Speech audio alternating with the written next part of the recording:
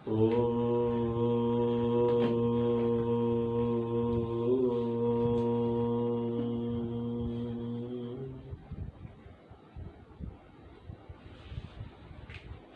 प्रेमी सज्जनों, माताओं एवं बहनों, वैदिक पाठशाला में आप सभी का स्वागत है। आज का जो हमारा विषय है वो भ्रम निवारण पर है। इस भ्रम निवारण में जो भी भ्रांतियां फैलाई गई, हमारे शास्त्रों में, इतिहास ग्रंथों में, साहित्यों में जो प्रक्षेप किए गए, जो दुष्प्रचार किया गया और जो चरित्रवान धार्मिक शिष्टाचारी व्यक्ति हैं, उनके चरित्रों को कलंकित करने का प्रचार किया गया, उस पर हम विचार करेंगे। आज ऐसे ही एक दिव्य नक्षत्र के विषय में हम चर्चा करेंगे, जिनके चरित्र को बड़े ही सरलता से बिगाड़ने का प्रयास कुछ लोगों के द्वारा किया गया और उसका प्रचार टेलीविजन के माध्यम से, सोशल मीडिया के माध्यम से और साहित्यों के माध्यम से किया गया। मैं बात कर रहा हूं महाभारती के वीर सपूत, भारतीय संस्कृति को उद्धारक, ब्राह्मण शिरोमणि श्रद्धेय आचार्य शंकर की, जिनको हम शंकराचार्य के नाम से जानते हैं। ईसा से लगभग 500 वर्ष पूर्व भारत भूमि में जन्मे आचार्य शंकर बड़े ही बुद्धिशाली, प्रतापी और तेजवान, यशस्वी थे। उनके विषय में जो भ्रम है फैलाया गया बड़ी ही चतुराई से, वो इस प्रकार से है।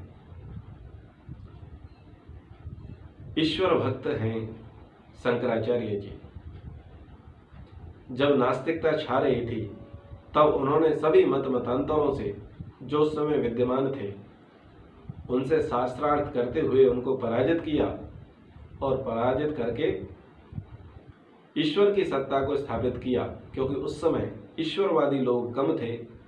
आत्मा को मानने वाले, प्रकृति को मानने वाले ये लोग अधिक थे।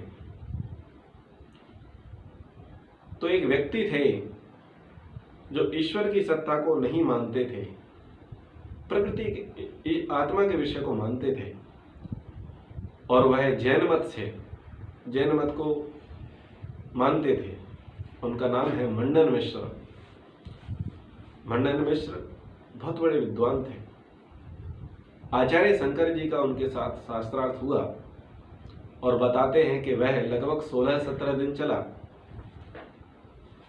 शास्त्रार्थ का समापन मंडन मिश्र की हार से हुआ और मंडन मिश्र ने ब्रह्म तत्व को जानने के लिए आचार्य शंकर से प्रार्थना की और संन्यास लेने के लिए वो संकल्पबद्ध हुए।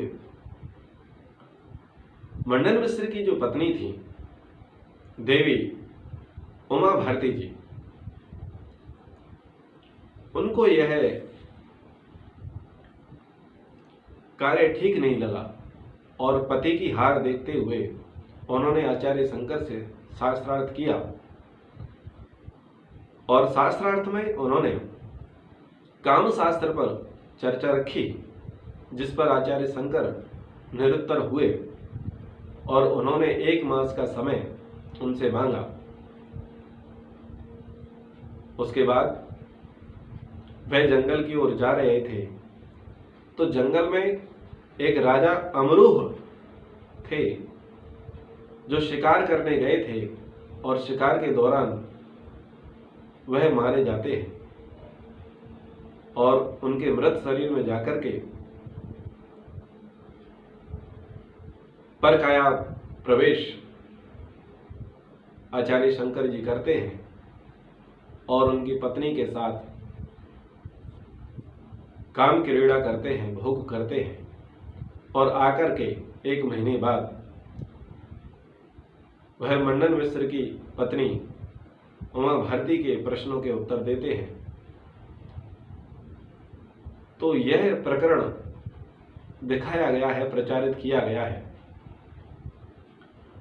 अब मेरी शंका यहां से आरंभ होती है, क्या कोई भी स्त्री जो शिक्षित है, धर्म को जानती है, धर्म के क्षेत्र में पढ़ी बली है, क्या वह अमर्यादित प्रश्न किसी सन्यासी से करेगी? इस पर आप विचार करें। निश्चित ही नहीं करेगी। कोई भी विद्वान उस विषय पर अपने प्रतिपक्षी से प्रश्न नहीं पूछता जो उसका विषय है ही नहीं। तो पहली बात जो मुझे समझ में नहीं आती कि मैं नहीं स्वीकार पाता हूं कि मंडन मिश्र की पत्नी ने कामशास्त्र के विषय में आचार्य शंकर को हराने की दृष्टि से, अपने पति को बचाने की दृष्टि से कोई ऐसे प्रश्न रखे हों। क्योंकि गृहस्थ के विषयों, आंतरिक विषयों पर और सन्यास और ब्रह्मचारी आश्रम और सन्यास आश्रम के अनुष्ठान करता, उनको धारण करता से प्रश्न करना शास्त्रोचित नहीं है। दूसरी बात, आचार्य शंकर के विषय में बताया कि उन्होंने परकाया प्रवेश किया और राजा अमरूह के शरीर में वो चले गए। तो आप विचार करिए, आत्मा शरीर कब छोड़ता है? घटना तो यही है कि राजा की शिकार के दौरान मृत्यु हो गई थी।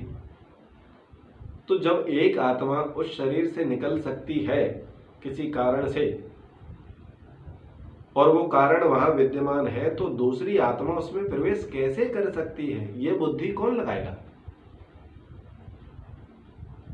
तीर लगने से, शरीर का भेदन होने से, चूंकि वह शरीर आत्मा के रहने योग्य नहीं रहा, इसलिए आत्मा उस शरीर को छोड़कर के ईश्वर की व्यवस्था से चली गई। जब वह शरीर आत्मा के रहने योग्य रहा ही नहीं, तो उस विकृत शरीर में जो आत्मा रहित हो चुका है और जिसमें सड़ने की प्रक्रिया शुरू हो गई है, शरीर को खराब होने की प्रक्रिया शुरू हो गई है, उसमें दूसरी आत्मा का पदार्पण भला कैसे हो सकता है? मैं दूसरी बात ये रख रहा हूं कि जब एक आत्मा शरीर के खराब होने से, बिगड़ने से उसको छोड़ती है, तो दूसरी आत्मा उसमें कैसे जाएगी? इस पर आप विचार करिए। तीसरी बात जो मैं इसमें कहना चाहता हूं, जो आत्मा जिस शरीर में आई है वो ईश्वर की व्यवस्था से आई है, अपनी मर्जी से नहीं आई है।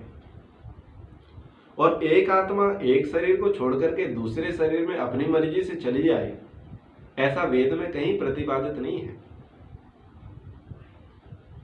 ना ही इसको विज्ञान मानेगा और ना ही यह व्यवहारिक रूप से गले उतरती है। दंत कथाओं की कथा क्या कहने, कहावतें हैं, उनका तो कुछ कहा नहीं जा सकता। परंतु शास्त्र तो इसका विरोध करते हैं कि आत्मा एक शरीर को छोड़ करके दूसरे शरीर में अपनी इच्छा से नहीं जा सकता, वो ईश्वरीय व्यवस्था से जाएगा।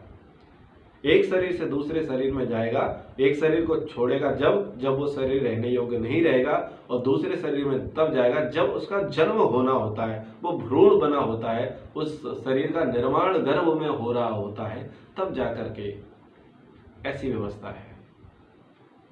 तो ये तीसरी मेरी बात थी। चौथी बात यह है कि ऐसी कोई योग की सिद्धियां नहीं है।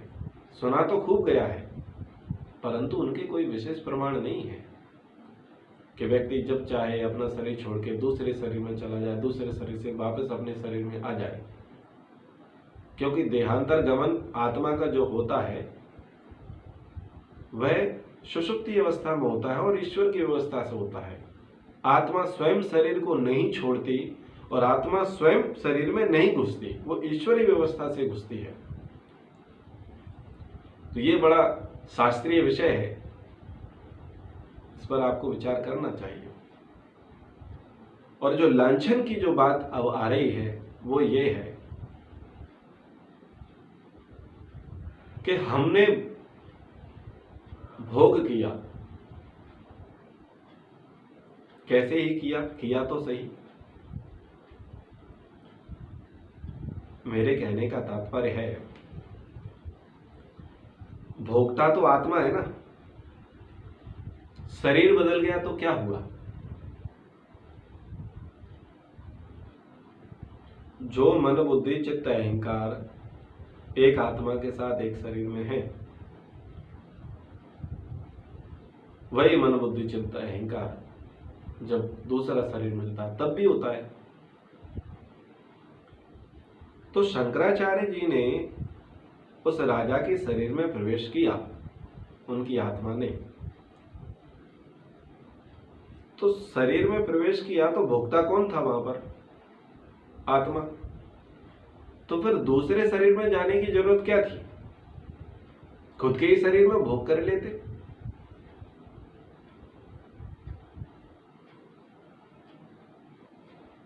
भाई अपने घर में खाना खाया या दूसरे के घर में जाकर के खाना खाया, घर कोई सा हो, खाना खाने वाला तो एक ही था। अब ये बात कैसे जमेगी कि नहीं साहब, हम अपने अब घर में तो खाना नहीं खाते, हम दूसरे घर में खाना खाते हैं? ऐसी बात तो नहीं है। जब वह आदित्य ब्रह्मचारी हैं, जन्म से ब्रह्मचारी हैं, तपस्वी हैं, योगाभ्यासी हैं और सन्यास उन्होंने लिया हुआ है, इंद्रिय विषय भोग से जब वो ऊपर उठ चुके हैं,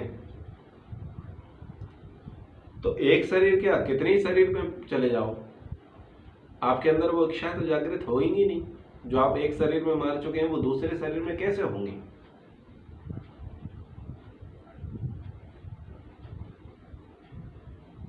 थोड़ा बुद्धि पर बल देने की आवश्यकता है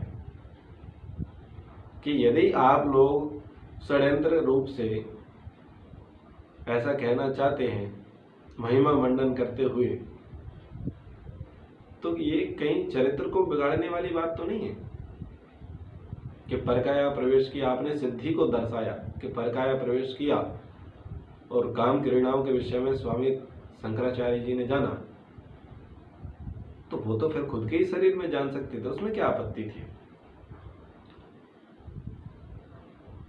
इस पर आप विचार करें। तो मैं ये नहीं कहता कि कथानक झूठा है, मंडन मिश्र से शास्त्रार्थ हुआ या नहीं हुआ। मैं मानता हूं निश्चित रूप से मंडन मिश्र से, जो जैन मत को मानने वाले थे, उनसे स्वामी शंकराचार्य जी का, आचार्य शंकर जी का शास्त्रार्थ हुआ, हमें स्वीकार्य है। और स्त्रियां विदुषी रही थीं उस काल में, मंडन मिश्र की पत्नी ने, उन्होंने भी शास्त्रार्थ किया होगा, परंतु वो अमर्यादित विषयों पर, जो उनका विषय नहीं है, एक ब्रह्मचारी के आगे वो अपनी मर्यादा का उल्लंघन नहीं करेंगी, वो ऐसे प्रश्न पहली बार पूछेंगे नहीं।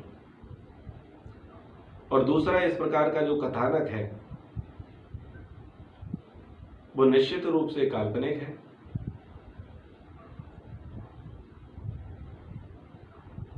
और कलंकित करने वाला है। विचार करके देखिए, ना तो यह शास्त्रीय दृष्टि से सिद्ध है, ना ही वैज्ञानिक दृष्टि से सिद्ध है, और ना ही व्यवहारिक रूप से सिद्ध है। ये निश्चित रूप से किसी न किसी का षड्यंत्र है कि हमारे पूज्य श्रद्धेय हिंदू संस्कृति के महान समाज उद्धारक, ईश्वर भक्त, जिनका इतना अच्छा चरित्र है, उनको बिगाड़ने का, उसको बिगाड़ने का और लोगों को उसके विषय में भ्रमित करने का एक कुचक्र है, एक षड्यंत्र है। मुझे तो ऐसा ही समझ में आया है। शेष मैं आप पर छोड़ता हूं, आप भी विचार करिएगा क्या ऐसा संभव है। अब आगे विचारने का कार्य आपका है। फिर कभी अगली कक्षा में भ्रांति निवारण के ही विषय में किसी अन्य विषय पर हम चर्चा रखेंगे। तब तक के लिए नमस्ते।